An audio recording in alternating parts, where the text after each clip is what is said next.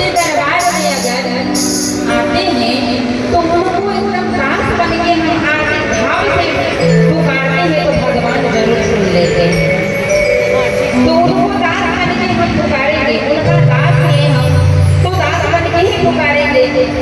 और हम लोग जो कहते हैं हमारा ये मन्नत पूरा कर दीजिए भगवान तो हम आपको लड्डू चढ़ाएंगे, पेड़ा चढ़ाएंगे, ऐसा नहीं करना चाहिए।